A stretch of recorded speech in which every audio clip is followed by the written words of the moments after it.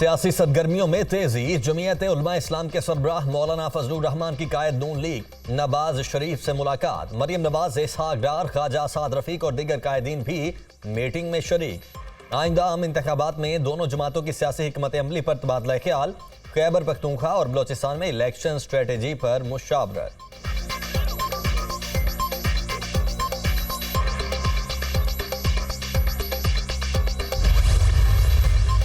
किसी के खिलाफ झूठे मुकदमे बनाए जाएं, उसे इलेक्शन से बाहर रखने के लिए जो है वो यानी मॉनिटरिंग जज बिठाए जाएं, सज़ाएं अनाउंस करवाई जाएं, तो क्या अगर वो सज़ाएं और वो मुकदमे जो है वो अगर ख़त्म हो रहे हैं तो ये कोई लाडलापन है? लाडला तो वो था कि जिसे मुस्लिम लीग नून की चलती हुकूमत को और मुल्क को तरक्की की तरफ बढ़ते हुए रोक के जो है वो मुस्लिम लीग नून की हुकूमत ख़त्म की गई। मियां नवाज शरीफ को जो है वो निकाला गया। साबिक चेयरमैन पीटीआई को जेल में रोज देसी घी में देसी मुर्गी दी जा रही है। उनको दी जाने वाली सहूलियात पर हमें कोई एतराज़ नहीं। 9 मई को साजिश किसी और ने नहीं बल्कि खुद आपने की। इनके तकब्बुर और गरूर की वजह से 9 मई के वाक़यात हुए, जिसका खमियाजा भुगतना पड़ेगा। नवाज शरीफ के खिलाफ झूठी सजाएं और मुकदमे खत्म हो रहे हैं, तो क्या ये लाडलापन है? मुल्क में ऐसा कोई इदारा नहीं होना चाहिए जो सियासी इंतकाम के लिए इस्तेमाल हो। मौलाना फजलुर रहमान से इलेक्शन अलायंस नहीं हो रहा। कुछ हल्कों में सीट एडजस्टमेंट पर बात हो सकती है। दानियाल अजीज एक सूबाई हल्के की टिकट के लिए पूरी पार्टी को लपेट में ले रहे हैं। पार्टी देखेगी कौन जीत सकता है, उसे ही टिकट मिलेगा। नून लीगी रहनुमा राना सनाउल्लाह की मीडिया टॉक।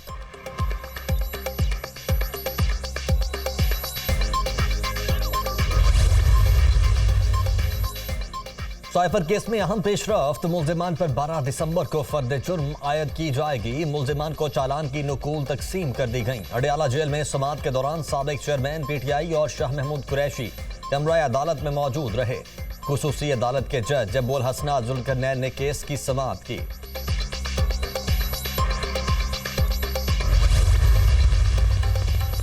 हुकूमत की आम इंतखाबात के लिए इलेक्शन कमीशन को फंड जारी करने की यकीन दहानी। सेक्रेटरी खजाना इमदादुल्लाह बसार की इलेक्शन कमीशन हुकाम से मुलाकात।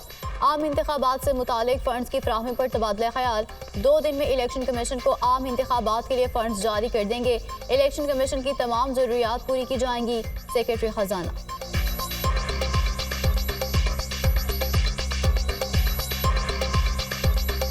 कब तक फंड रिलीज कर देंगे? कब तक सर? 17 अगर मांग रहे हैं इलेक्शन कमीशन वाले, सर कितने देंगे? सर 2 दिन में कर देंगे सर। सर कितने टोटल वही उनकी नीड होगी। कब तक करेंगे सर? 2 दिन तक। मुताफिका कौमी मुआशी मंशूर ही पाकिस्तान को मसाइल की दलदल से निकाल सकता है। चार्टर ऑफ इकोनॉमी की तजवीज़ कायदे हिज़्ब इख्तिलाफ के तौर पर दी थी, जिस पर आज पूरी कौम मुत्तफिक हो चुकी। अवाम महंगाई से निजात और मुआशी खुशहाली चाहते हैं।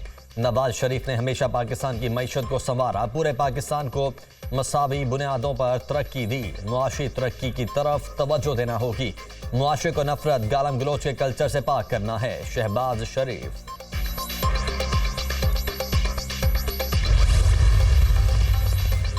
मौजूद उम्मीदवारों की तलाश। आम इंतखाबात के लिए नून लीग के उम्मीदवारों के इंटरव्यूज। नवाज शरीफ और शहबाज शरीफ की जेर सदारत मुस्लिम लीग नून के पार्लिमानी बोर्ड का इजलास। मरियम नवाज, इसहाक डार, एहसन इकबाल समेत मरकजी और सूबाई ओहदेदारान की शिरकत। रावलपिंडी डिस्ट्रिक्ट में पार्टी के लिए उम्मीदवारों का इंतखाब किया जाएगा।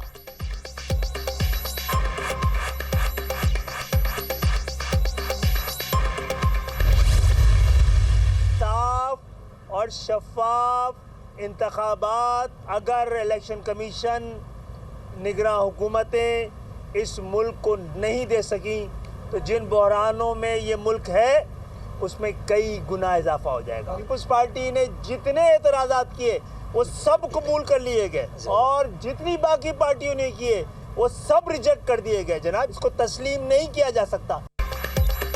अगर शफाफ इलेक्शन ना हुए तो बहरानों में इजाफा हो जाएगा। तमाम मामलात सिंध के साबिक वुज़रा देख रहे हैं। सिंध में जो हुकूमत है वो निगरान नहीं है। हमने इलेक्शन कमीशन के सामने अपने एतराज़ात रखे। सिंध तकसीम हो चुका है, सिर्फ ऐलान बाकी है। खालिद मकबूल सिद्दीकी की गुफ्तगू, हमारे एतराज़ात कबूल नहीं किए गए, पीपल्स पार्टी के तमाम एतराज़ात कबूल कर लिए गए, पीपल्स पार्टी का पैसा शायद इलेक्शन कमीशन में भी आ गया, फारूक सत्तार का इल्जाम।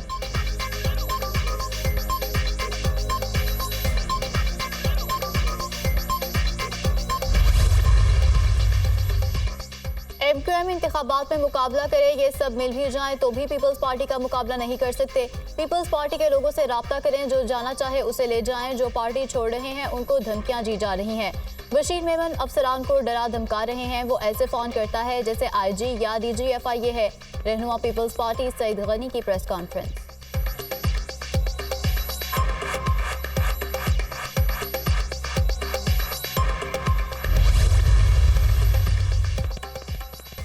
कराची में हल्का बंदियों का एक बहुत बड़ा इशू है। ऐसे इंतखाबात होने चाहिए जिन पर सबको एतमाद हो। तमाम सियासी जमातों के साथ मुसावी रवैया रखता हूँ। हुकूमती इक़दाम के तहत मुल्क में सरमायाकारी आ रही है। गैर कानूनी तारकीन वतन का इनखिला जारी है। गरीब और मुस्तहिक बच्चों को तालीम फराहमी के लिए इक़दाम किए जा रहे हैं। गवर्नर सिंध कामरान टिसोरी का तकरीब से खिताब।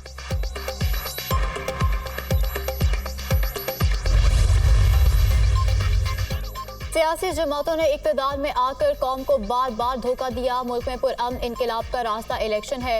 वोट आपकी ताकत और मुस्तकबिल है। पाकिस्तान में 2 करोड़ बच्चे तालीम से महरूम हैं। महरूमियों का जिम्मेदार कोई बाहर से नहीं है। अमीर जमात इस्लामी सिराजुल हक का तकरीब से खिताब।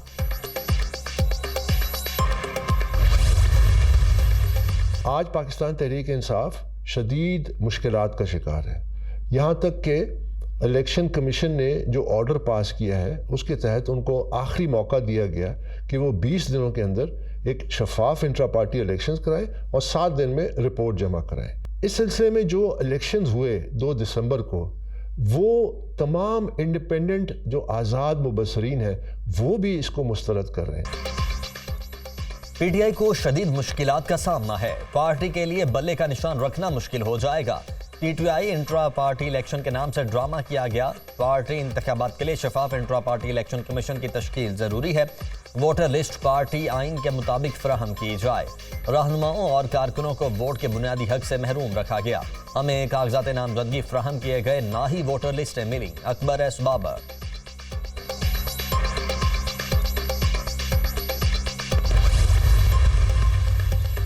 हुकूमती मुआशी पॉलिसियां कारामद सामने। पाकिस्तान स्टॉक मार्केट में नया रिकॉर्ड 62,493 पॉइंट्स की तारीखी सतह पर बंद।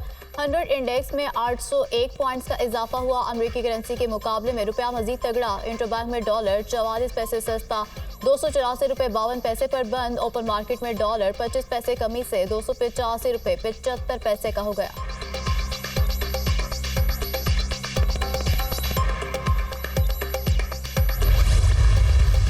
नैब के हवाले से चंद तहफ़्फ़ुज़ात रहते हैं, अभी भी हैं, और उसकी वजह भी है। एक तो है कि वो तहफ़्फ़ुज़ात जायज़ हैं। चंद सालों से नैब के क़वानीन में मतवातर तब्दीलियाँ होती गई हैं, तो अभी दोबारा सुप्रीम कोर्ट ने उसके अंदर वो टाइमली इंटरजेक्शन की है। तो मुझे उम्मीद है कि बग़ैर मज़ीद अल्तवा के हम इन केसेस को जल्दी कंक्लूड कर सकेंगे। साइल को हमारी तरफ चल के नहीं आना पड़ेगा। जो दस्तावेज जमा कराने की वो आप ऑनलाइन जमा कराएंगे। ये पूरी कोशिश है और मैं आपको यकीन दिलाना चाहता हूँ कि बड़े महज़्ज़ब तरीके से हम लोगों से पेश आएंगे।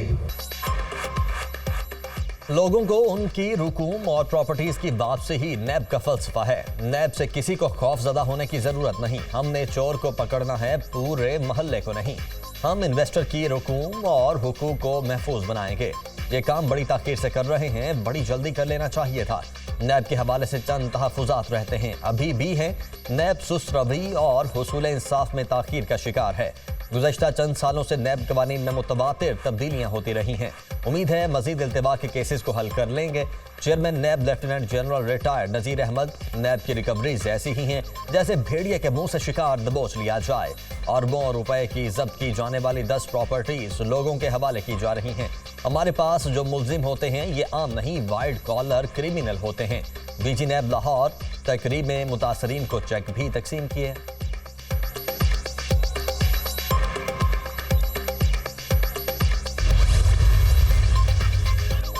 चंद रोज की कमी स्मॉग फिर शिद्दत इख्तियार कर गई। लाहौर फजाई आलूदगी में दूसरे नंबर में दूसरे नंबर पर AQI 183 रिकॉर्ड। लाहौर के बाद कराची भी जहरीली फिजा की लपेट में। फजाई आलूदगी की शरह 175 हो गई। नई दिल्ली 197 AQI के साथ पहले नंबर पर है। स्मॉग से दमे और खांसी के मरीजों की मुश्किलात बढ़ गई। तिब्बी माहिरीन की एहतियाती तदाबीर अपनाने की हिदायत।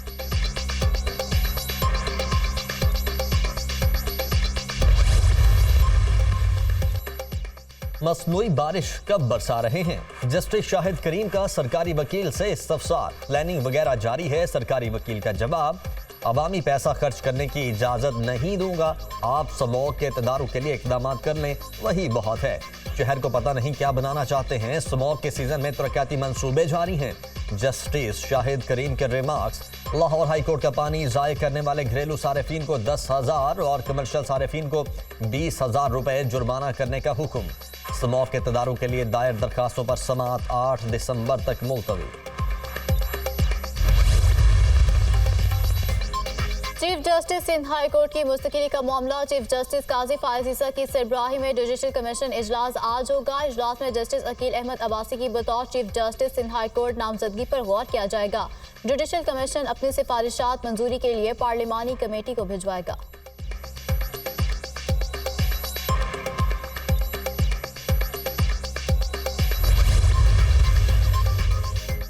जस्टिस मुजाहिर नकवी को जुडिशल काउंसिल की जानिब से शो कॉज नोटिस जारी करने का मामला। जस्टिस मुजाहिर नकवी ने जवाब जुडिशल काउंसिल में जमा करवा दिया। 2 आईनी दरखास्तें सुप्रीम कोर्ट में दायर कर रखी हैं। दोनों आईनी दरखास्तों को समाअत के लिए मुकर्रर किया जाए। मेरी इस्तदा है कि शो कॉज नोटिस वापस लिया जाए। रजिस्ट्रार को यह इख्तियार नहीं कि नोटिस में पूछे कि मुकदमे की पैरवी करना चाहते हैं या नहीं। रजिस्ट्रार की नोटिस की कोई आईनी और कानूनी हैसियत नहीं।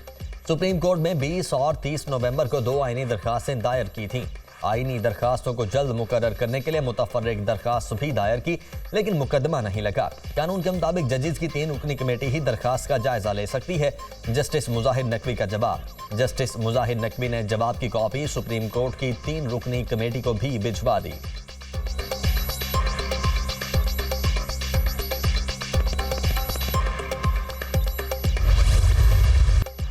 गजा में इसराइल की दहशतगर्दी अरूज पर 69 फलस्तीनियों का कत्लेआम जारी। सेहूनी फोर्सेज ने जमीनी कार्रवाई का दायरा पूरे गजा तक फैला दिया। जमीनी और फिजाई कार्रवाई में तेजी। अब तक इसराइली बमबारी में शहीद होने वालों की मजमूई तादाद 16,000 से बढ़ गई। हफ्ते के रोज से जारी जारहियत में 800 अफराद शहीद। दोहरी शहरियत के हामिल 871 अफराद रफा क्रॉसिंग से मिस्र पहुंच गए। अमेरिका, तुर्किया, जर्मनी और ऑस्ट्रेलिया समेत दीगर ममालिक के शहरी शामिल।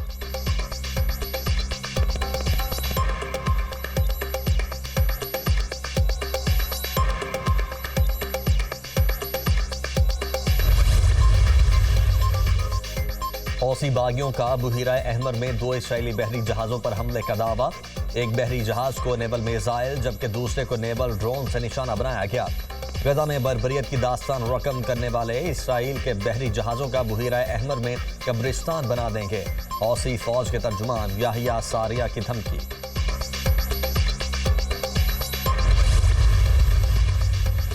जनूबी गजा में कोई भी महफूज पनाहगाह नहीं। इसराइली बहानों से जनूबी गजा में मजीद तबाही फैलाना चाहता है। आर्मी तंजीमें खुद आकर इसराइली बमबारी से होने वाली तबाही देख लें। तर्जुमान हसाम उसामा हमदान ने इंसानी हकूक के आलमी रहनुमाओं को गजा दौरे की दावत दे दी।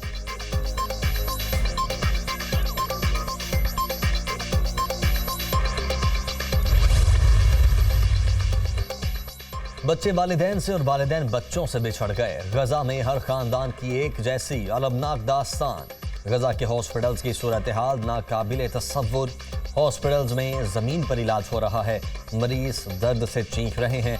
नसर हॉस्पिटल में हालात बदतर हो गए। गुंजाइश से 3 गुना जायद मरीज ज़ेर इलाज हैं। आलमी दायरा सेहत के सरबराह ने हॉस्पिटल्स की रौदात सुना दी।